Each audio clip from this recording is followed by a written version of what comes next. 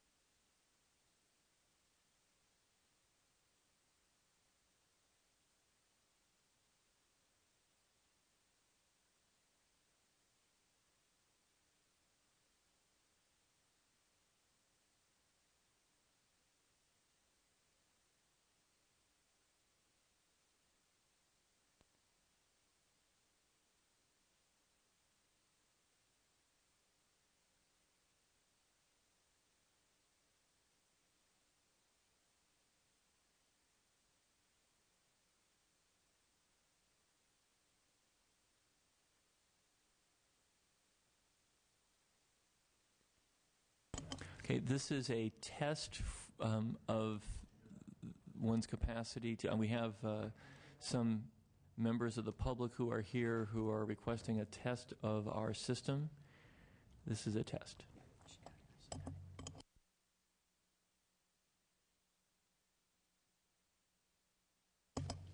All right. We're prepared to begin. This is the Tuesday, June 22nd hearing of the Assembly Judiciary Committee. I'm Mike Fewer. I'm the chair of the committee. As usual, we have limited testimony, 2 witnesses on each side, 2 minutes each. I want to, when they arrive, welcome our new members. We have 2 permanent new appointments to the committee, Ms. Saldana and Mr. Huffman. Ms. Saldana will be filling a vacancy on the committee, and Mr. Huffman will replace our colleague, Mr. Nava, on the committee. I also would like to announce that item number 2, SB 909, has been postponed and will not be heard at this committee hearing, but rather heard next week on the 29th. Having said that, why don't we proceed to our first item. I believe we have a staff member for Mr. Cox here prepared to present item number 4, SB 1417. Is that correct?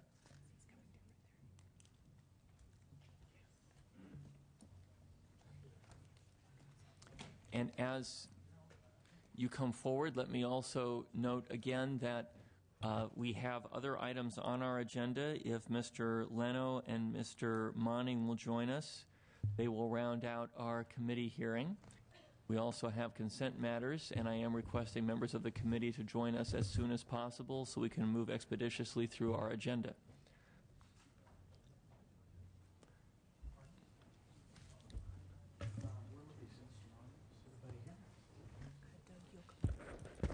Mr. Yoakum, you're here on behalf of Mr. Cox, are you not? I am indeed. Thank you. Good morning. Welcome. Thank you for the opportunity to present Senator Cox's bill. Yes, and please extend the committee's and my personal best wishes to your boss. Oh, thank you very much. Now, please proceed. On that front, things are looking up. Thank you very much. Good. The Placer County Board of Supervisors. I'm Doug Yoakum, Senator Dave Cox's legislative director. The Placer County Board of Supervisors, State Sheriff's Association, and the State Humane Association are co-sponsoring SB 1417. The bill's before you because local government, law enforcement, the statewide organization representing humane societies, along with the Judicial Council, agree that the law can be improved to better serve the public, our judicial system, and the animals those laws are meant to protect. SB 1417 will strengthen the law by doing the following. Ensure that notice regarding the appointment of humane officers is served to local law enforcement agencies, animal control, and the State Humane Association. Eliminating the loophole that allows a level 2 humane officer to be a convicted felon. Require that all humane officers undergo a background investigation and physical and mental evaluation. We've worked with committee staff over the last few weeks to address the concerns of the committee as well as concerns from the opposition. And we've reduced the waiting period for new humane societies to be appointed by new humane societies to 2 years for Level 2 humane officers. Let me read that again. We've reduced the waiting period for new humane officers to be appointed by new humane societies to 2 years for Level 2 humane officers. A 5-year waiting period will remain for Level 1 humane officers who are allowed to carry firearms. We've eliminated the adversarial proceedings for the new SPCAs and humane societies to form, which lowers the current barrier for organizations to form as nonprofits. We have reduced the number of agencies that we propose to require humane societies to serve notice on when appointing a humane officer. The bill requires that a humane society or SPCA without a shelter has an agreement in place with another organization, such as an animal control agency or a veterinarian, to house and care for any animals seized. The bill does not seek to eliminate humane officers. It is not a turf war between organizations in any particular area of the state. Rather, this bill increases the standard for humane officers who have search, seizure, and arrest powers, but according to current law are not peace officers. This is both a public protection issue and an animal protection issue. We have a broad coalition of support. We've been working very closely with committee staff in the Senate and the Assembly to assure this bill is carefully crafted. We urge your aye vote. Thank you very much for your presentation. Your first witness in support, please. Good morning, Mr. Chair and honorable members of the Assembly Judiciary Committee. My name is Devin Bell, and I'm the Undersheriff of Placer County. Under current law, nonprofit corporations formed as Society for the Prevention of Cruelty to Animals may appoint humane officers to enforce state laws regarding animal abuse. These appointees do have peace officer powers. They have the power of arrest, they have the power to execute warrants, file complaints with the district attorney's office, and seize animals. Recently, litigation in Placer County has highlighted some areas of concern. One of these concerns would be the statute requiring a finding of necessity indicating the need for humane officers. However, there is no guidance indicating what this means, nor is there a requirement that the city or county be contacted to verify that need. These concerns were echoed by the Judicial Council. The sheriff or other local law enforcement officers may respond to assist humane officers with these arrests or warrant executions in the field without any knowledge of the foundation for those actions. When backing other police agencies, we have the knowledge that the officer has undergone extensive background checks, psychological testing, and successfully completed a police academy, as well as attended mandated post-updated training. This knowledge is presently lacking under the current system. Under the current system, as Mr. Yoakum stated, nothing bars a convicted felon from becoming a humane officer and exercising arrest powers or executing a search warrant. The requirements are also for notice are ambiguous. It's not clear what constitutes notice to the sheriff prior to implementation. A statement of intent to appoint an unnamed humane officer is not sufficient for the sheriff to voice either support or objection to the candidate. These concerns were also echoed by the Judicial Council. Finally, the imposition of payment on the county is an area of concern. Currently, the Humane Society can bill the county in amounts up to $500 per month. This should be clarified. Under current parameters, a county could be billed for unnecessary or unsolicited services. We're simply asking for a contractual agreement to be in place. Okay. After identifying these concerns, we sought to include the input of other stakeholders, including the Judicial Council, California State Sheriff's Association, the California State Association of Counties, and the Animal Control Directors Association. If you could wind up your testimony, please. I am. As well as State Humane Society of California. Many of these folks are here today. Our goal, we recognize the value of passionate, highly motivated humane officers. We hope to ensure properly vetted and trained officers are appointed. With this vetting and training comes access to state and local criminal histories, which will just make them more effective. We ask for your aye vote. With that, I'd like to introduce Madeline Bernstein. Thank you. Ms. Bernstein, before you proceed, we now have a quorum. Let's call the roll, please. Fuhrer. Here. Tran. Here. Brownlee. Evans. Here. Hagman. Huffman. Jones. Here. Knight. Here. Monning. Here. Saldana. And let's take this opportunity to approve the consent calendar. Is there a motion to approve the items on consent? Second? Okay, call the roll, please. Fear. Aye. Fear, aye. Tran. Aye. Tran, aye. Brownlee. Evans. Evans, aye. Hagman. Huffman. Jones. Jones, aye. Knight. Knight, aye. Monning. Monning, aye. Saldana. Saldana, aye. Okay, the consent calendar is approved. Ms. Bernstein, thank you for allowing us that interruption. Please proceed. No problem. I'm Madeline Bernstein. I'm president of the Los Angeles Society for the Prevention of Cruelty to Animals. We've been enforcing these laws since 1877 here in California. I'm also on the board of directors of the State Humane Association and chair of their legislative committee. State Humane is one of the co-sponsors. Our staff uses a set of law enforcement officers, both level 1 and level 2. We have been over the years constantly working to strengthen the requirements, raise the bar, increase education, and bring the level of law enforcement officers up so that they can work hand in hand with sheriff and police. In fact, many times our officers are assisting on vice warrants and have got to be trained and disciplined so that they don't endanger themselves or the other law enforcement teams they're working with.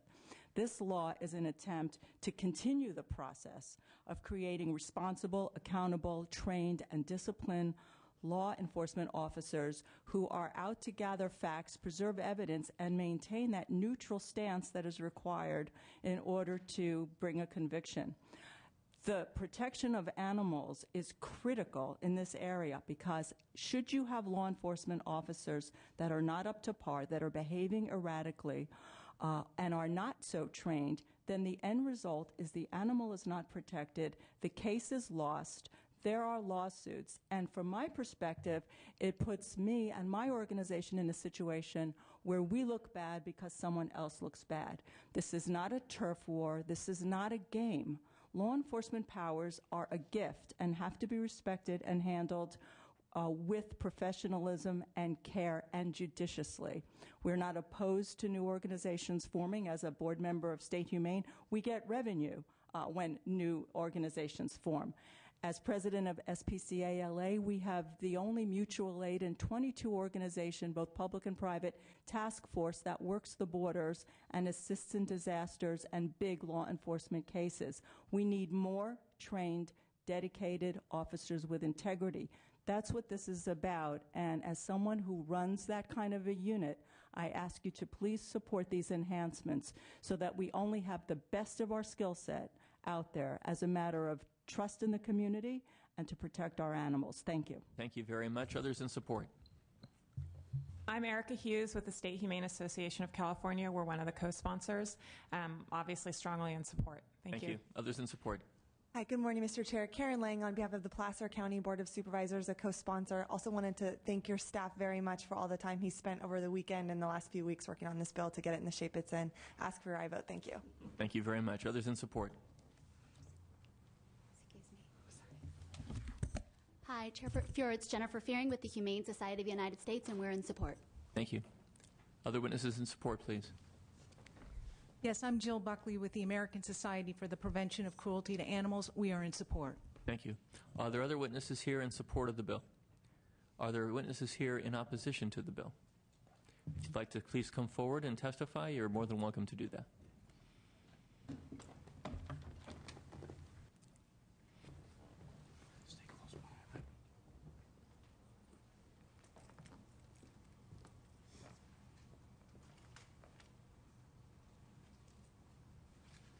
Good morning.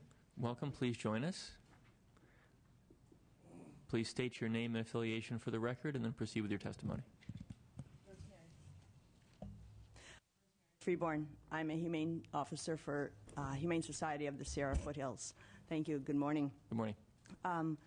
I am here, we are opposed to SB 1417 and other groups who were not able to be here today who are also opposed are Animal Legal Defense Fund, Friends of Placer County Animal Shelter, League of Placer County Taxpayers, National Animal Control Association, Riverside Humane Society, and Social Compassion in Legislation.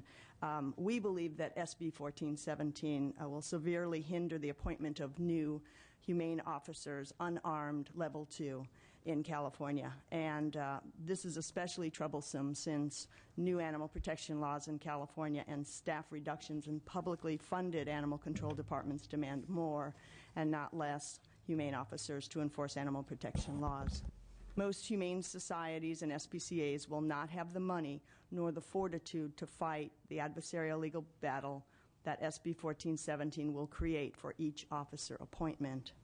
Proponents cannot point to a single valid negative incident involving humane officers in California, and we do not believe that there is a need for SB 1417. There is one provision which this committee can help address: the ability of a humane officer to work in counties which do not have humane officers would be a real asset in uniformly helping enforce animal protection laws throughout the state. Present law, followed by SB 1417, states that a humane officer can carry out its duties at all places in the state. However, another provision requires that the humane officer must get permission from the sheriff of any county other than the officer's home county to work in that different county. In practice, most sheriffs are not familiar with humane officers or humane laws and outright reject the request. It is our understanding that the sponsors of SB 1417 would not accept staff's suggested amendment to remove the provision requiring the sheriff's approval. We request your committee consider an amendment to read, except as otherwise provided by the section, humane officers shall serve only in the county in which the court that appointed him or her sits. A humane officer may serve in another county if the humane officer gives notice to the sheriff of the county in which he or she intends to serve. We ask for your aye vote if you so choose to pass 1417, and ask that you recommend the author take an amendment. Thank you. Thank you very much for your testimony. Next witness in opposition, please.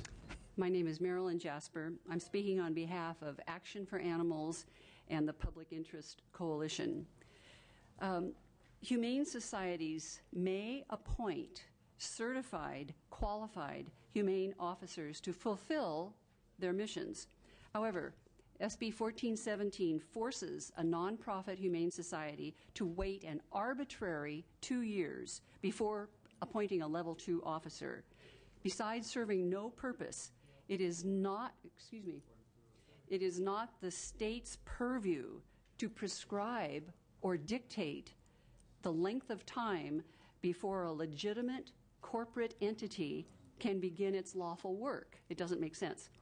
SB 1470 bestows a quasi-governmental power on a private association with no oversight, no mandated criteria for membership, and allows it to intervene, to quote-unquote object, if you will, to a competing humane society's appointment of a humane officer.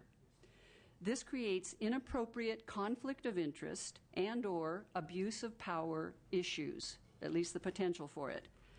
SB 1417 egregiously confuses humane society formation and officer appointment with the qualifications for a humane officer.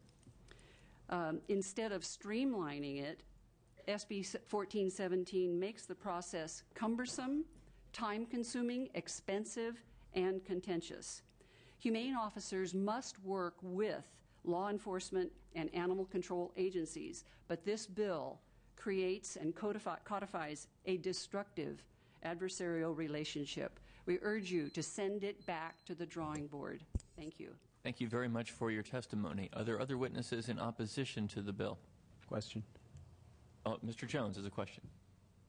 So, question for the author. I am curious about the time periods in the bill as well, because if I'm not mistaken, under existing law, it's 6 months for either a level 1 or a level 2 humane society officer, right? The current law is 6 months, after which the Humane Society in existence for 6 months may then appoint humane officers of either level. Okay. So what you're proposing in the bill is to go to 1 year, 2 years for the non-armed Humane Society officer and 5 years for the armed Humane Society officer. Now, there are a lot of good things in the bill. I mean, there's a big packet of amendments that we were given, yesterday. And you've got all sorts of great stuff in here about what the Humane Society has to provide to the court to obtain its certification. Those are they suggestions? requirements of things to provide. The list. Well, I'll read them some to you if you want. I mean, okay. on I don't know, the mock-up's not paginated, but on like about page 4, 5, or 6 of the mock-up, you know, copy of the resolution appointing the person duly certified to be correct by the President, Secretary of the Corporation Society, a criminal record offender information, proof of the Society's proper incorporation, a copy of the Society's liability for bodily injury or property damage in the amount of $1 million, documentation establishing that the appointee has satisfactorily completed the training requirements set forth in the bill, documentation establishing that the Society has a written agreement with another entity to the extent it does, and a whole host of requirements there. If they've not previously appointed a Humane Society, an affidavit signed under penalty of perjury that the President of the Society has demonstrated the Society's competence, statements that each board member are in good standing in the community. I mean, I'm actually paraphrasing some of these. So this is good, right? This is all the stuff that you're going to require the Humane Societies to demonstrate in order for the court to sign off on the ability to appoint an officer. So if we're raising the bar in regards of all these things, which I think is a good thing, why do we need to also require a 2-year and a 5-year delay before they can do the appointment? What's the point of that? Let me let Ms. Bernstein answer that question, because she's the expert that worked on this most closely with everyone that was involved in putting this bill together.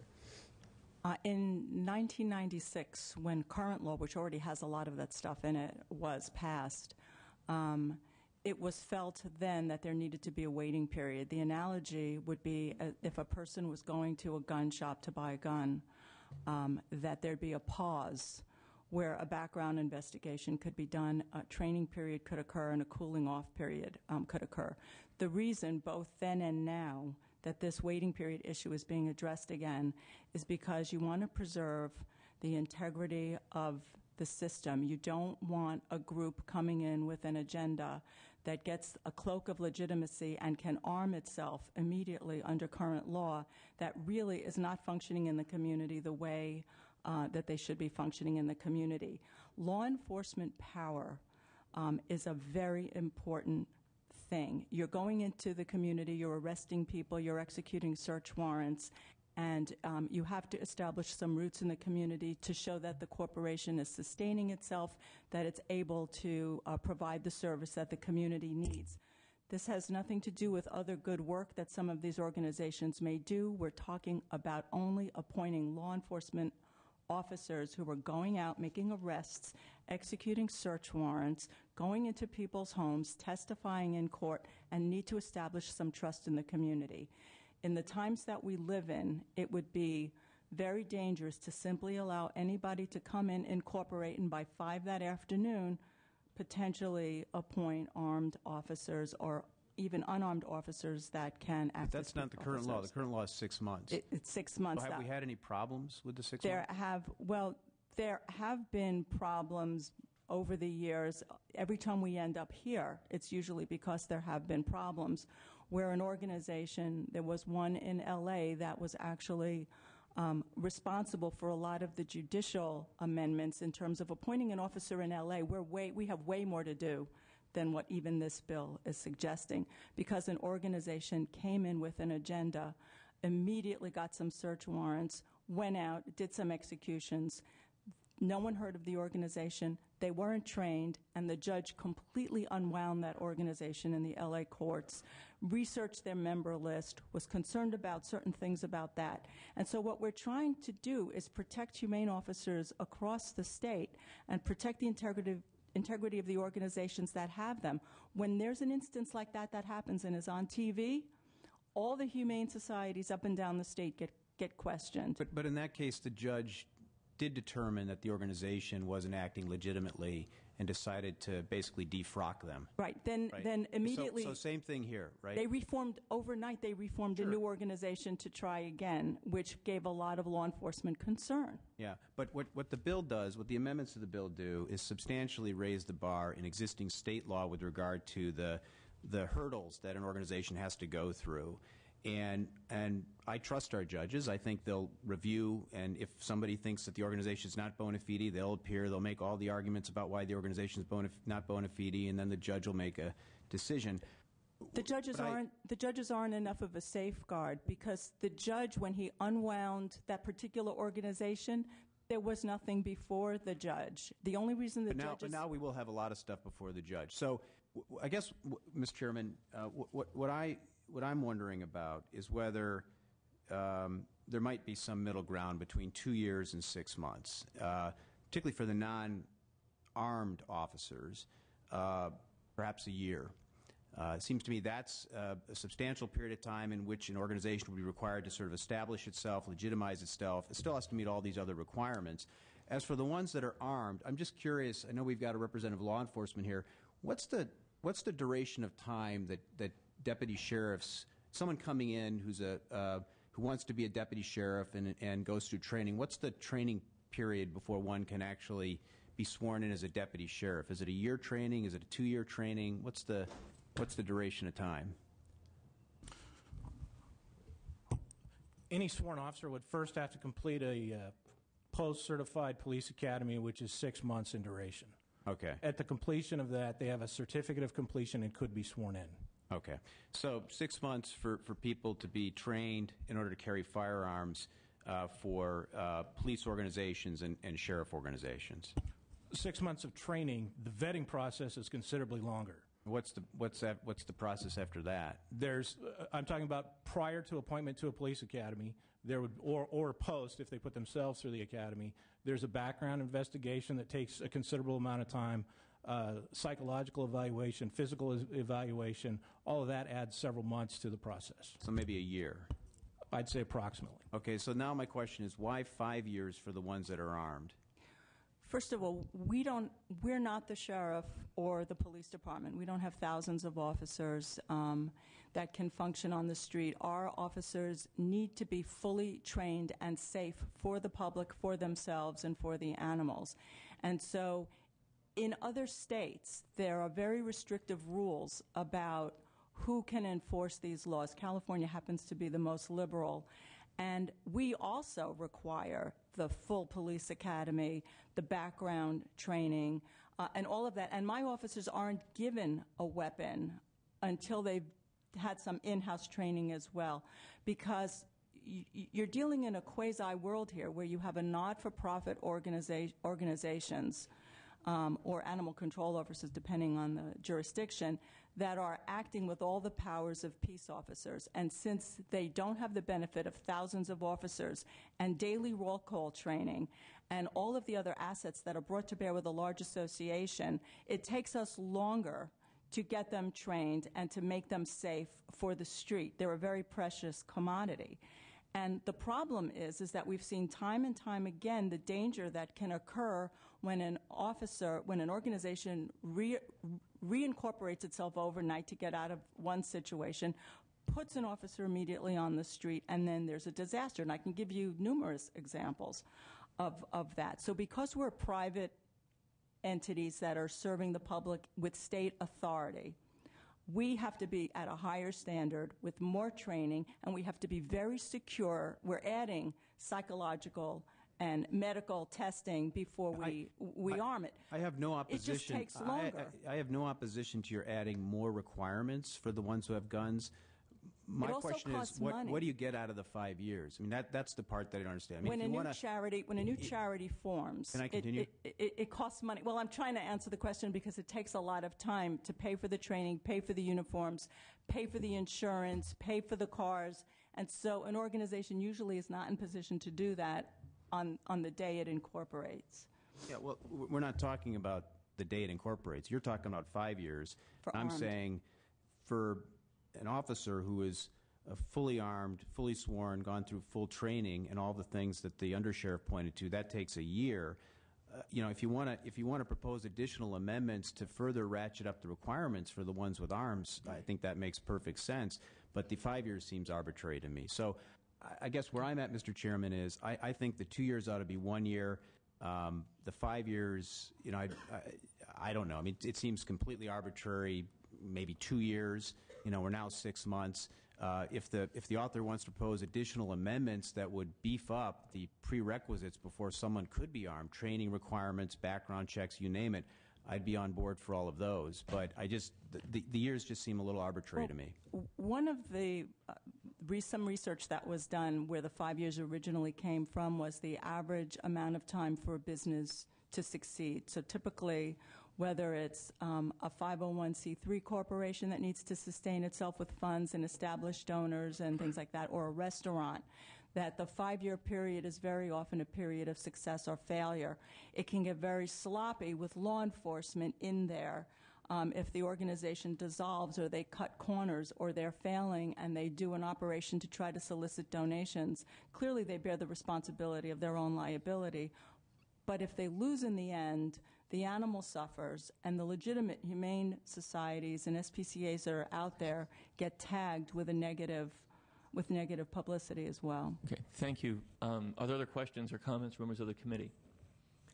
On behalf of Mr. Tran, who asked me to ask a question as he was leaving, and I hope I am true to the spirit of the question that he asked as he was walking by, I believe that one of the questions that was raised by one of the opponents had to do not with the bill, but existing law. And the question had to do with why it was required that a sheriff of a county approve the work of the officer in all counties, I think was what the question Mr. Tran had to ask was. And so let me do my best to articulate that, which Mr. Tran wanted to know, and see if someone can respond to Mr. Tran's question in absentia. I can answer that. Humane officers have the powers throughout the state of California. In '96, when that section was first put in, there were some rogue officers. Hold on just 1 second. I can't hear the answer. Go ahead. Humane officers have power throughout the state. So my officers go to San Diego, they can go to San Bernardino. They recently assisted in Kern County, and they have their powers. In '96, when that provision was added, it was because there were, again, rogue officers coming out of nowhere that were part of fly-by-night corporations. And so Assemblyman Caldera at the time put that provision in that you still had your power throughout the state, but if you were going from county to county, you had to provide a courtesy notice, and the sheriff in that county could not reasonably withhold his consent. And that was to give the sheriff some authority in case he knew there was a known problem, that he would be alerted to that. Now, we have never, since '96 that provision was in, we have never had a problem crossing county lines. We've never been denied, and in fact, we get escorts and aid from the sheriff. And as a matter of safety, you don't want to go do an operation in an adjoining county where they don't know you and don't tell them you're there, so you're not the one who can get in trouble or cause an accident. That was the thinking in '96. Thank you very much for the response. I think Mr. Tran appreciates it as well. Mr. Redmond, do you think that's an effective presentation of his question? All right. Now, other questions or comments from committee members? I'm going to allow a brief discussion that's happening regarding the author. Ms. Evans, thank you for the rescue there. Yeah, I'll just make a brief comment pending other discussions. Anyway, with respect to the timing issue, I think the point that was last made about the study concerning the viability of new nonprofit organizations is a very, very valid one. And having been involved in at the beginnings of various nonprofits in Sonoma County, that is a legitimate concern. So with respect to the armed officers, I am okay with the current proposed 5 years. But with respect to the unarmed officers, it does seem a little bit arbitrary. So I would be comfortable with, as has been suggested by Mr. Jones, reducing that time period. Okay. Other questions or comments? So, Mr. Yoakum, here's the deal. Here's the deal. You need to determine whether you believe the suggestions that have been offered by Mr. Jones and Ms. Evans resonate with you as the author of the bill on behalf of Mr. Cox. If you wish to suggest to the committee that you would alter the length of time, at least with regard to the non-weapons-bearing humane officers, that's one thing. If you want to keep the bill as it is, it's another. It's your call. You can assess for yourself whether you think the votes are here to pass the bill in whatever form you think you would like. tell me on the level 2 officers what your suggested time period is? What Mr. Jones's suggested time period was? To be clear, for the level 2 officers, I believe that Mr. Jones and I believe Ms. Evans was joining in their request, was to reduce the period that is currently in the bill from 2 years to 1, while retaining the 5-year period for level 1 weapons-bearing officers. Again, it's really it's up to you. Give me 30 seconds. You may have at least that much time.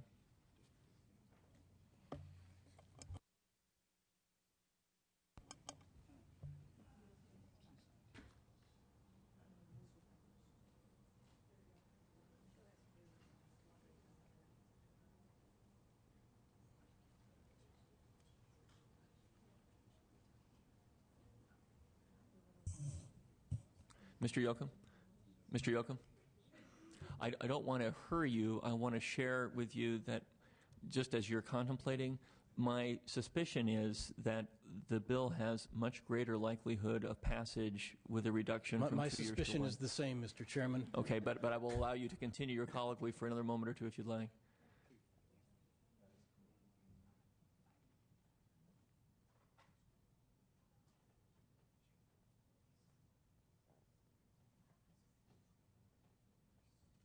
One year is fine. Well handled. Okay, so what I will do is accept the notion of 1 year as your close. You can make a close if you want to. I had no intent to make a close. Okay, well then that will have been the stirring rendition of a close. Obviously, we are not going to. It's not a major change in the bill, but nonetheless, that amendment would be taken in appropriations, which would be the next step on the bill. But the vote will be contingent on the commitment of the author to make that amendment from 2 to 1 for level 2 officers in appropriations. Is that fair? That is fair. Okay. Is there and all kidding aside, would you like to make a close? If our opposition is satiated by that?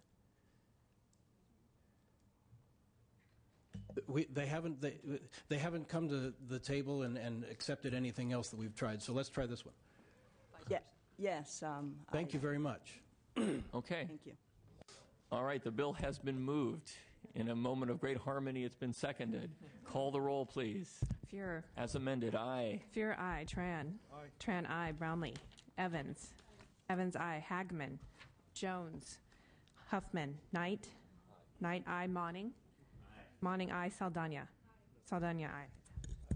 That bill is out. Congratulations, Mr. Yoakum. Thank you very much. Mr. Cox would very much appreciate your presentation of that legislation. Yes, Mr. Knight. Yeah, it both has amended here and with a commitment that it will be amended in the fashion we decided. Yes. Thank you, Mr. Knight. All right.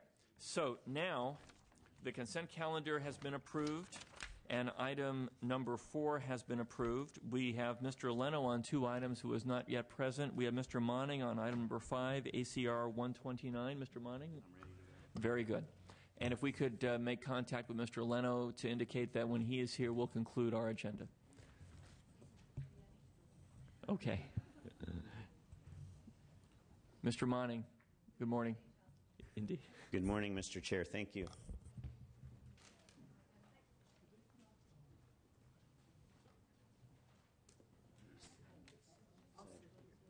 Sit here. Sit here. You'll see the committee better. They'll see you better. Okay, so you come over here. Reverend, you can sit down here on one of these microphones. Mr. Monning, please. Thank you, Mr. Chair and members. I'd like to start by accepting the proposed author's amendments as outlined on page 3 of the committee analysis. The state of California is required to fulfill and implement its reporting obligations under international treaties and domestic laws. Since the 1990s, the United States has agreed to the International Covenant on the Civil and Political Rights, the International Convention Against Torture, the International Convention on the Elimination of All Forms of Discrimination, and optional protocols to the United Nations Conventions on the Rights of the Child. ACR 129 requires the California Attorney General to publicize optional protocols and the 3 specified international treaties to cities, counties, and state agencies, and to prepare templates that local governments can use to report on human rights injustices that have occurred in their jurisdiction. As of today, California has not been formally informed of its reporting duties in relation to these optional protocols and the 3 treaties, and has therefore failed to make any required reports to the 3 United Nations committees. ACR 129 declares that the legislature believes it is important to address human rights issues and requests that California become the first state in the nation to prepare and file reports required under these protocols and treaties by obtaining information from all cities, counties, and state agencies. I have with me Ms. Ann Fagan-Ginger from the Meiklejohn Civil Liberties Institute and Reverend Daniel Buford of Allen Temple Baptist Church here to testify in support of ACR 129. Mr. Chair, I'd request your permission to allow their testimony. Of course. Mr. Monning, thank you very much. Your first witness, please, in support. Bacon Ginger, and I have a bad cold, so my testimony is going to be read by Rod. Okay, very good. Please. Okay, my name is Rod Brown. I'm speaking on behalf of Ann Fagan-Ginger, lawyer and retired professor of constitutional and international law at the University of Santa Clara and Golden Gate Law Schools and San Francisco State University. I'm speaking for Meiklejohn Civil Liberties Institute of Berkeley, a non-governmental organization that was recognized in 2006 by the State Assembly, quote, for its many contributions to the local community and on its long history of community support, end quote. MCLI's work is inspired by the late California Supreme Court Justice Frank Newman. We strongly support ACR 129 because it will let the world know about human rights legislation adopted in this state and will bring the state into compliance with the 3 human rights treaties and 2 protocols the U.S. has ratified, which have therefore become the supreme law of the land. Meiklejohn Institute has found that few people know about the human rights treaties ratified by the U.S., but when we make presentations describing the treaties, there is an enthusiastic response. This is true among grade students who are learning a little about the global community, among high school students thinking about volunteering to help people in need, among college students studying human rights issues in other countries, and among graduate students planning a year abroad to study and work. Law students begin to study the many cases won in the U.S. courts by citing these ratified treaties, starting with Filartiga v. Peña-Urala. Major human rights legislation like the groundbreaking Unruh Civil Rights Act and the California Agricultural Labor Relations Act are a model for the nation.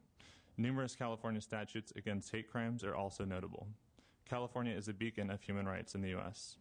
Under ACR 129, California will be able to report on human rights leadership to the United Nations.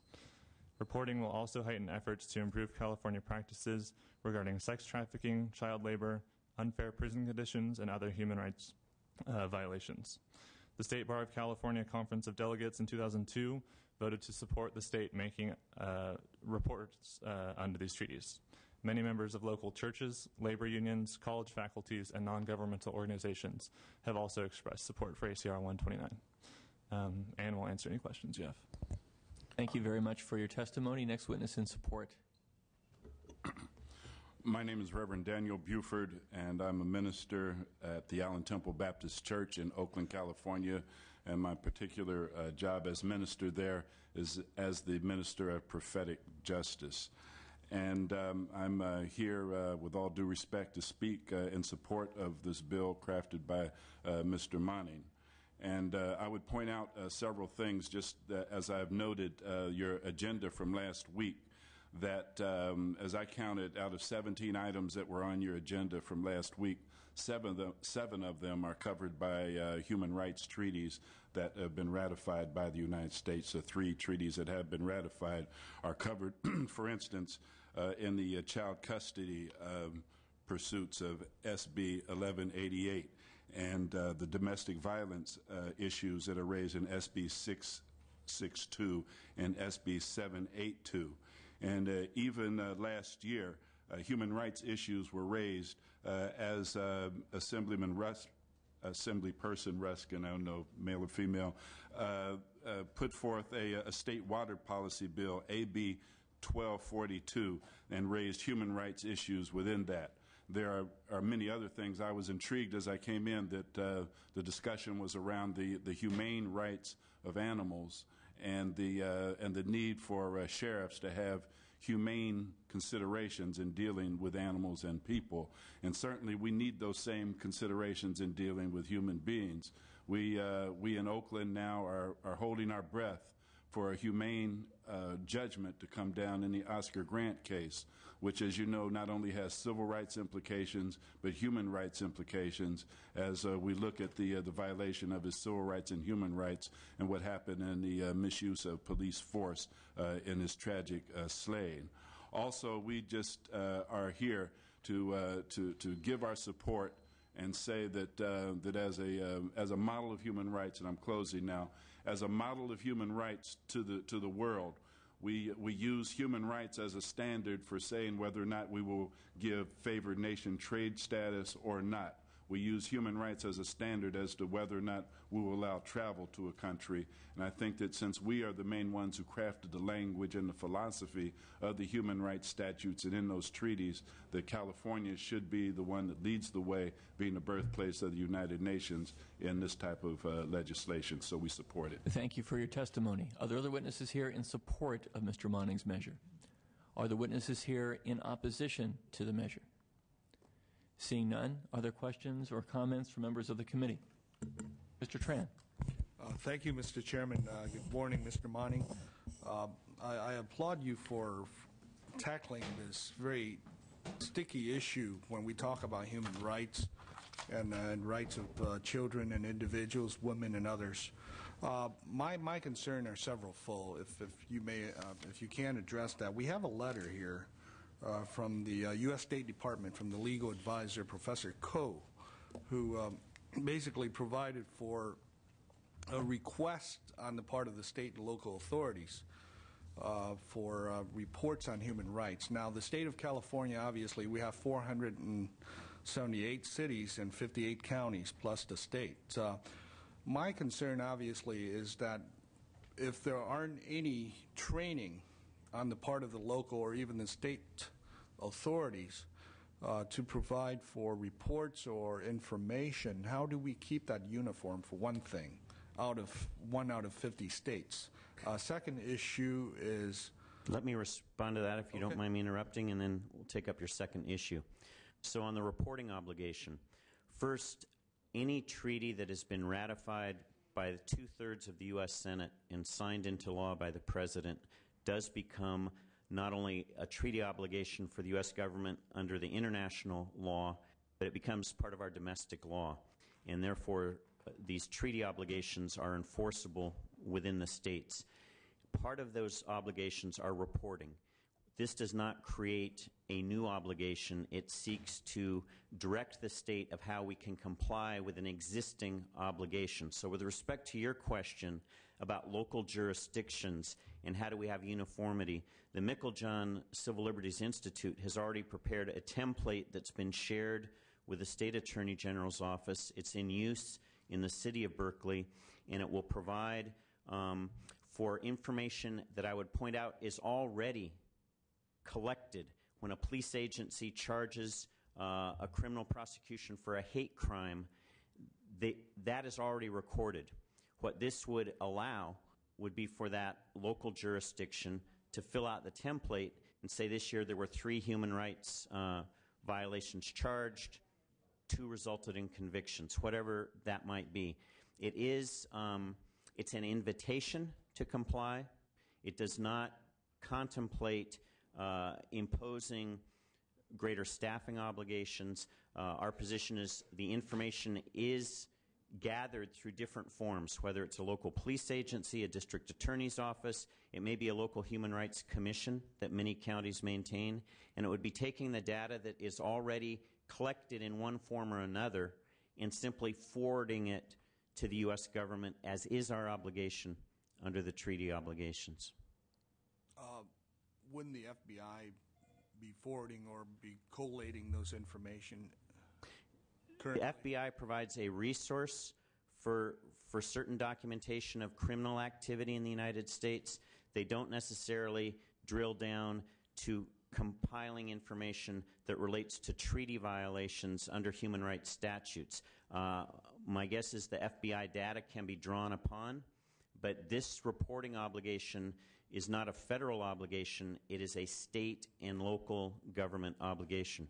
I understand that. Here's another issue, and this is perhaps something we ought to think about from a state perspective, because from my understanding is there are no states that is complying or at least voluntarily reporting or that. That's correct. Not only that, but I would say that in my experience in testifying in Geneva before the Human Rights Committee, one of the things that came up time and time again was that many of the municipalities and jurisdictions have not been told of what their obligations are by the federal government, so that when something like Hurricane Katrina happens and people start coming down on Louisiana about human rights violations, the local people that could have known about what those human rights violations were and how to protect them don't know. And I'll just use this as an analogy. We know that law enforcement officers on their gun, they have a safety. Not only do they have a safety, but there's a way to lock the gun into the holster while the officer is running or moving. What we're asking for is a safety, if you will, on the protections of people's human rights. I was able to observe as a person dealing with Hurricane Katrina that it was possible to observe the civil rights of people in the United States and still see their human rights be trampled, because many people did not know what their human rights really were who had custodial authority. Well, that's precisely the issue that I'm trying to get at, and that is from one state, if we are reporting, assuming this reso passes and the next Attorney General complies with it, you have information from one state. Now, how would that skew, if not even pervert, the human rights report that we're supposed to be submitting? Well, I understand your concern, Mr. Tran, and I would look at it through a different lens and say by California taking our reporting obligations seriously, it would create an impetus for other states to also report their obligations. The point here is not to stigmatize a state. The point here, a critical component of this resolution, consistent with the treaty obligation, is publicizing the content and obligations created under these treaties. And to me, that's perhaps as important, if not more important, as a state, that we take our publication duty seriously for young people, for law enforcement, for all Californians, to be mindful that our government has signed on to these treaties. We should know what the content of those treaties are and what protections do they create. So when I read of a human trafficking case, for example, of young girls being brought in from a third world country and held in indentured servitude and prostituted for money, and that case I'm thinking of did lead to criminal prosecution, but it also constituted a violation of these treaties. And to document and report that helps our nation in its partnership with other nations to say we are publicizing these treaties, and now we are documenting where we find violations of those, to aggregate information, not to punish, not to stigmatize, but rather to raise the bar for communities to embrace the protection of human rights. No, I applaud and agree with your intent. The issues is the implementation and also the effects, because I don't think any one of us would want to self-stigmatize California through the prism of this federal State Department. If and when the ACR is approved and also complied with, if I may ask the professors regarding the treaties themselves, because Mr. Monning said that there are standards or a template that you're providing for with local and state jurisdictions. But in any of these treaties, are there common or a standardized criteria in which all countries would use to apply in their investigations and reporting?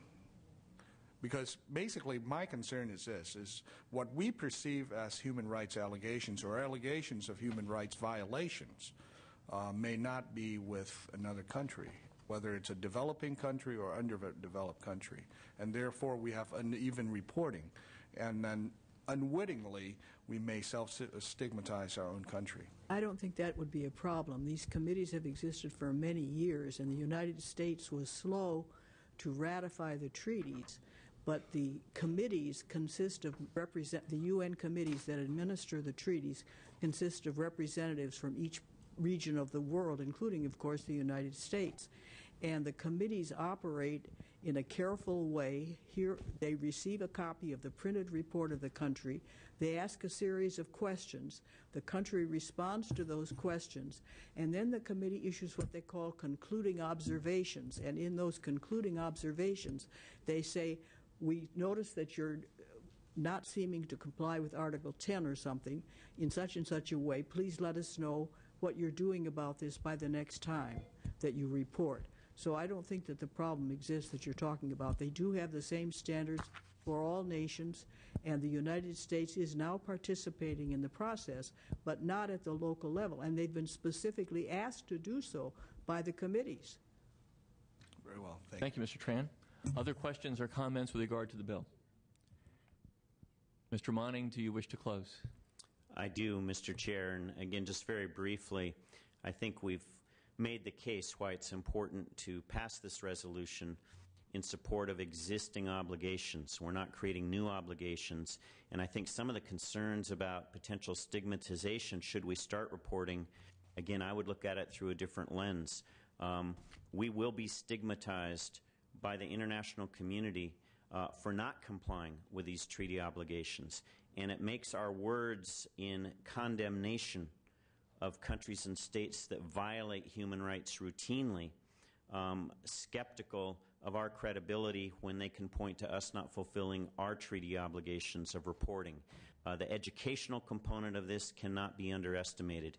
To establish a new generation cognizant of the rule of law and obligations under human rights statutes, that's another tremendous opportunity that this passage of this resolution would provide. So with that, if there are no further questions, I would thank you for this opportunity to be heard today and ask for your aye vote. Thank you very much. Is there a motion on the bill? The bill's been moved. Is there a second? Second. Thank you very much. Call the roll. Fear? Aye. Fear, aye. Tran? Brownlee? Evans? Evans, aye. Hagman? Jones? Jones, aye. Huffman? Knight? Monning? Aye. Monning, aye. Saldana? Okay, that bill has 4 votes, requires 2 more. We'll place it on call. Now, we have 2 bills left by Mr. Leno. I understand Mr. Leno has a conflicting obligation and has staff prepared to present, at least with regard to item number 3, SB 1329. Is that correct? Welcome.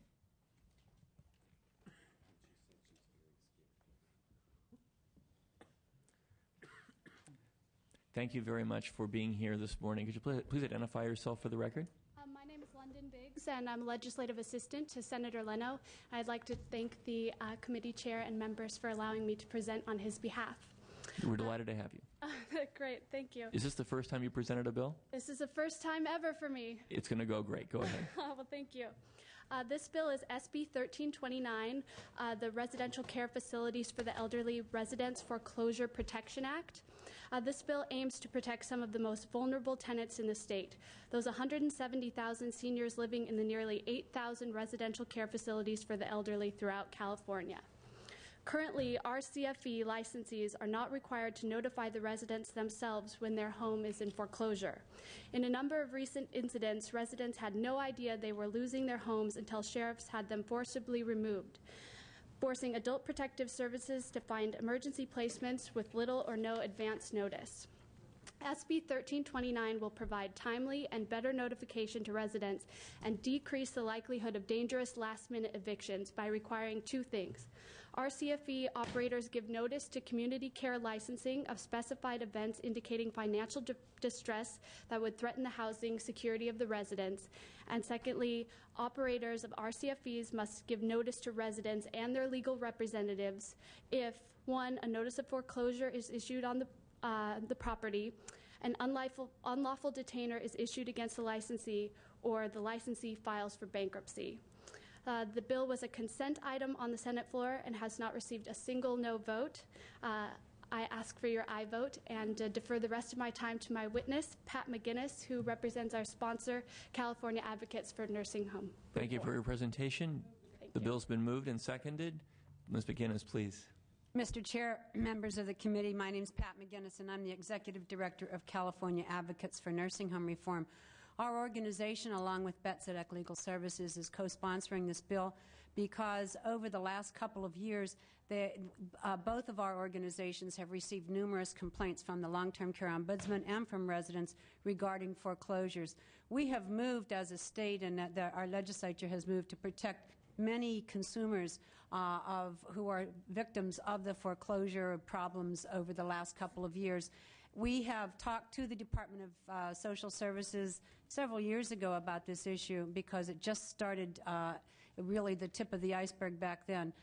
This is very, very important because the transfer trauma of people who are in these facilities to get care and supervision is really unbelievable when you see so many of them with no options. The sheriffs come out, they foreclose the facility, people are literally put at the curb. We urge your aye vote for this very important bill. Thank you very much for your testimony. Are there other witnesses here in support of the measure? Seeing none, are there witnesses here in... Oh, there is. Excuse me. I'm sorry. Seeing one. Let me try that again. All right. I thought being tall that I would stand out a little more. My apologies. But you blended into your surroundings, so... Alex Graves on behalf of the Alzheimer's Association. We're also in support of this bill. Good. Thank you very much. Others in support? Are the witnesses here in opposition? Is there anyone who does not blend into their surroundings who wishes to speak? Okay. Are there questions or comments from members of the committee? Seeing none? There are two, if I may. Oh, excuse me. Mr. Tran has a question, please. There are two issues, if you may address the sponsor or the author. Certainly. The bill itself provides for the authority of DSS to suspend or revoke a license and issue a permanent revocation for the RCFE if the health and safety of a resident is compromised, aka transfer trauma. But there's no adequate there's no standard in terms of how one would interpret what the term compromise is in the language of the bill.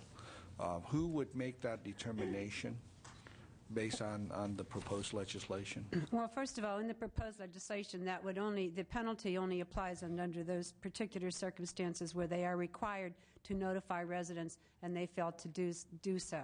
And those circumstances are, of course, the foreclosure, bankruptcy, et cetera, just those three circumstances.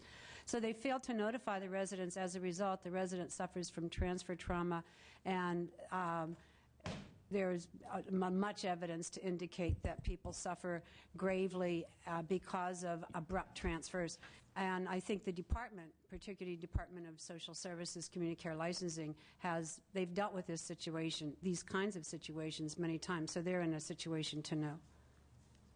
I mean, you want to know when your health is compromised, what does that mean? Yeah, basically, what standard is applied for revocation or suspension when those three scenarios occurred? Well, they'd have to fail to have notified the department, number one, in order for that penalty to occur. And failure to notify the department and the residents, those two things have to occur before they're going to get a penalty. If you look at the beginning part of the bill, there's a number of other situations where they have to notify the department The department does not necessarily have to take action on that, but it just puts them on notice. But there's no penalty attached to those. It's the grave situations where the facility is in imminent danger of closing that the facility is required to notify the department, notify the residents, and then a penalty would attach if they didn't. Okay, very well. Thank you, Mr. Tran. Mr. Lynn, I should tell you that you were extremely well represented by your staff in your absence. So I appreciate the good word. I'm not surprised. yes, and I will add, this is an area, the issue of the potential for transfer trauma that confronts residents of original care facilities is very real. I've had an opportunity myself in a prior version of my career to work on this issue in general, and it's pretty important stuff. And frequently, this category of person, rather than a resident of a skilled nursing facility, doesn't have the kinds of protections and attention that they often deserve. So I appreciate the bill. Are there questions or comments from other members of the committee? Seeing none, Mr. Leno, it will not match the eloquence of the opening, but would you like to close? I would ask for your aye vote. Thank you very much. All right. Call the roll, please. Here. Aye. Dear aye. Tran. Aye. Tran aye. Brownlee. Evans. Hagman. Jones. Jones aye. Huffman. Knight. Monning. Monning aye. Saldana. Okay, that bill has 4 votes. It requires 2 more. We'll place it on call. Mr. Leno, you have the last item on our agenda, item number 1, SB 906. Thank you, Mr. Chair and committee members, and please excuse my absence. I was presenting a number of bills in Public Safety Committee. We understand. And on my way back to chairing Public Safety after I leave you today. Yeah. So this is the Civil Marriage Religious Freedom Act, and we all remember very clearly from the Proposition 8 campaign of November 2008 that there were sincere concerns issued from communities of faith that if Prop 8 had not passed, that there would be clergy members and churches and religious institutions forced to perform marriages by state law that were counter to the basic tenets of their faith. And so we did not believe, those of us who opposed Prop 8, that that was the case, but it seems now in hindsight that it makes perfect sense to put that debate to rest and to clarify by statute that no minister, priest, rabbi, or any religious institution which does not wish to solemnize any kind of marriage which is counter to their tenets, their faith tenets, whether it be same-sex at some time in the future, potentially, or interracial marriages or interfaith marriages or whatever the marriages may be, that we want to codify into state law the understanding of the First Amendment protections of freedom to religion, and that's what this bill does. It goes a step further and also clarifies, because again this argument was made in support of Prop 8, that a religious institution could lose its tax-exempt status by its refusal to perform a marriage counter to its beliefs in its faith. So we also put that into statute, that there will be no threat to anyone's tax-exempt status. So it's very simple, very clear.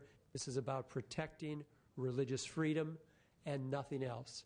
Now, I will, in purposes of full disclosure, also make mention that there was a concern issued on the floor of the State Senate when we debated this bill a few weeks back.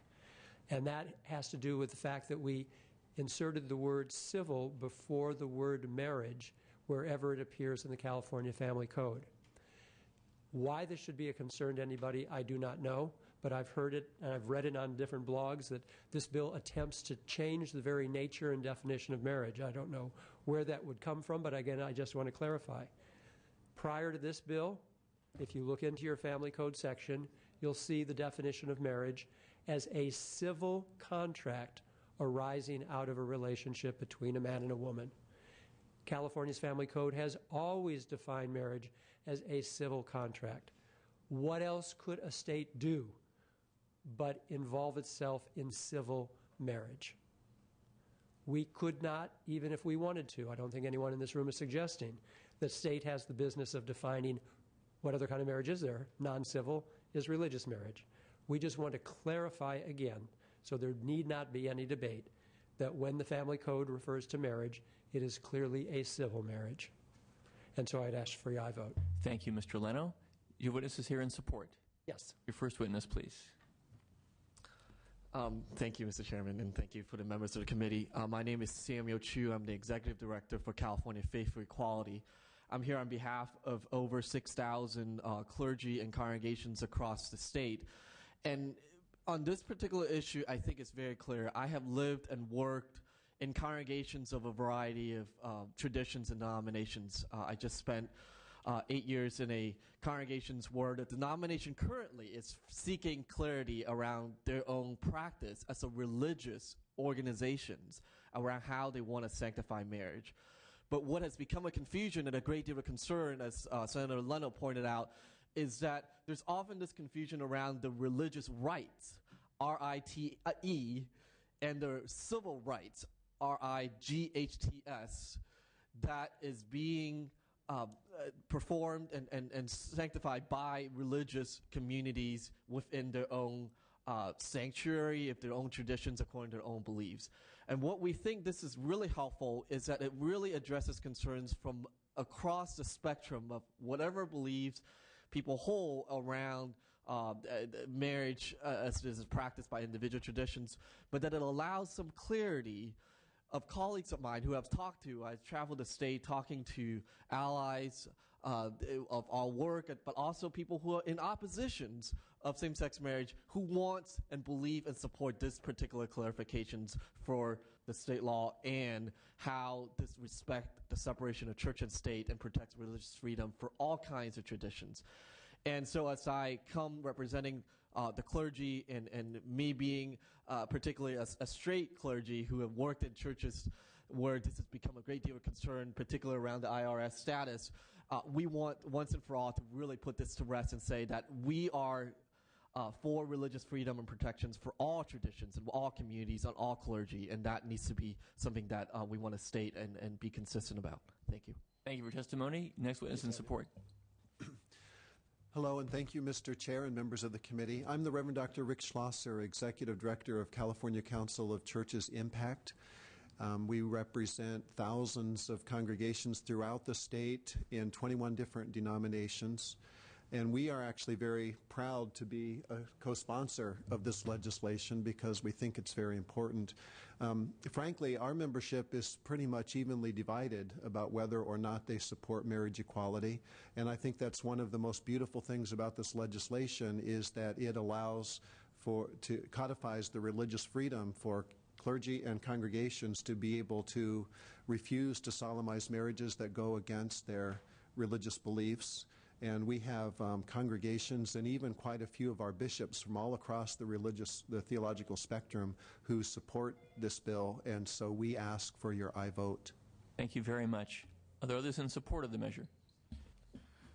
Good afternoon, Mario Guerrero, Equality California, sponsor of the legislation. We urge your aye vote. Thank you. Thank you. Good afternoon, Santosh Siram Santana with Asian Americans for Civil Rights and Equality in support of the bill. Thanks. Beth McGovern on behalf of the California Commission on the Status of Women, also in strong support. Thank you very much. Are there witnesses here who oppose the measure? Seeing none, are there questions or comments from members of the committee? Mr. Knight.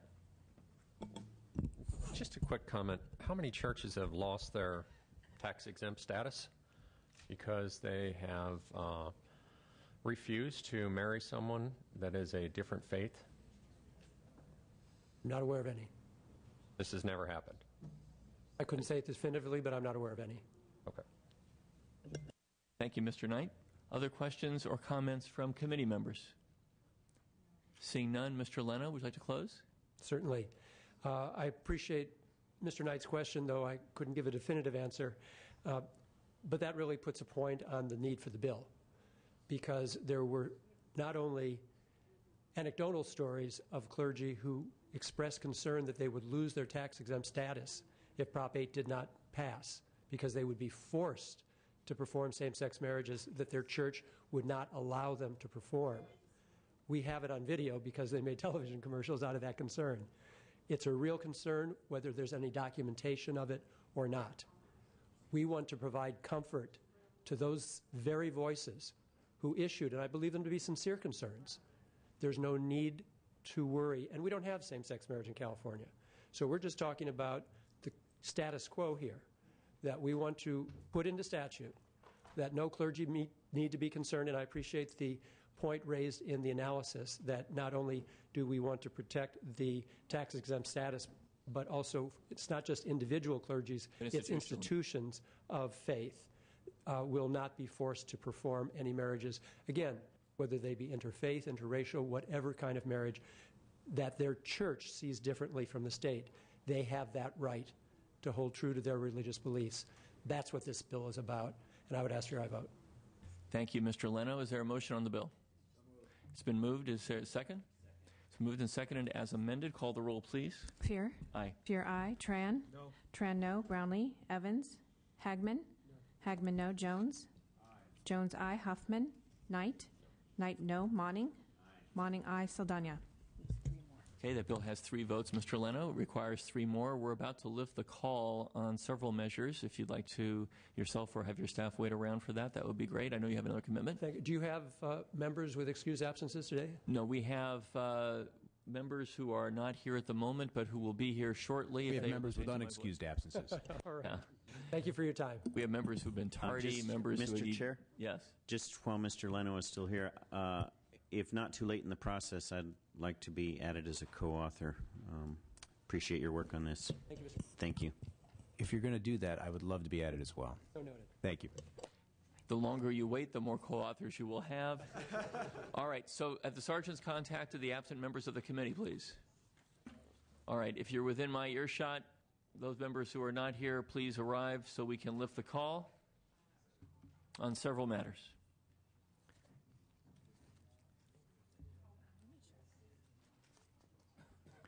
In the meantime, those of you who are here, if you would like to add on to measures that have passed, you may feel free to do so as we wait for the absent members.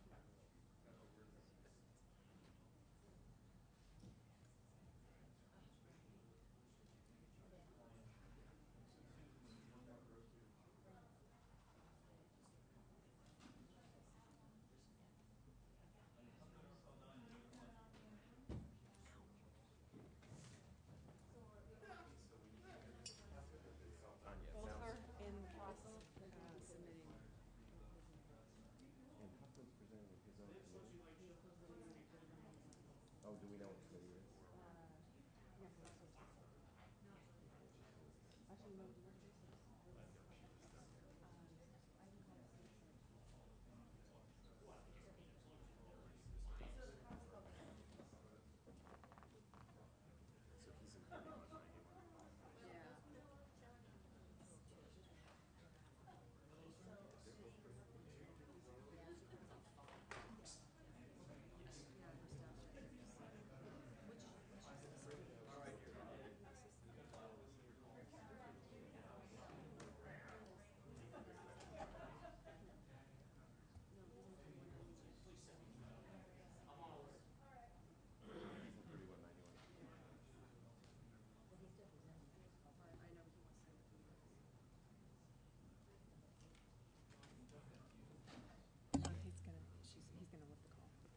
All right. So what I'm going to do, we're still awaiting two absent members, one of whom is presenting another committee. I do not know the situation with the other member.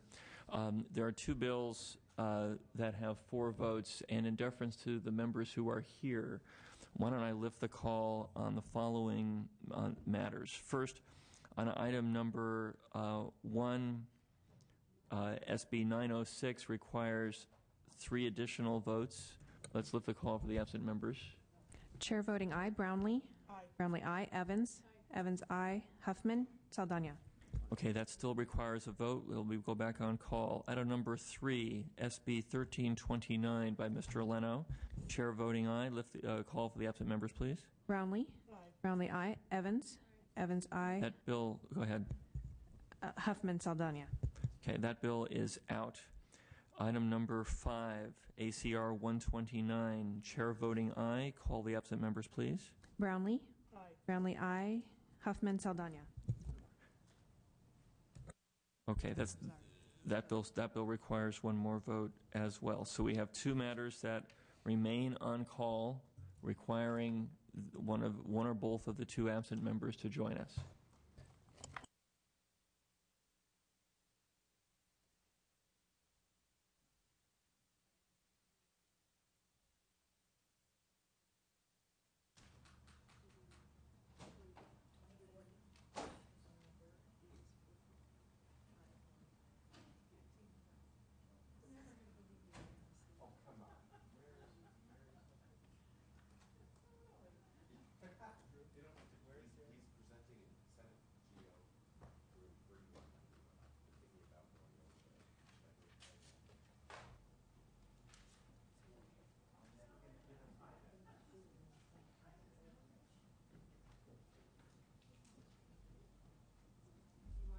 I'm going to try to go physically here.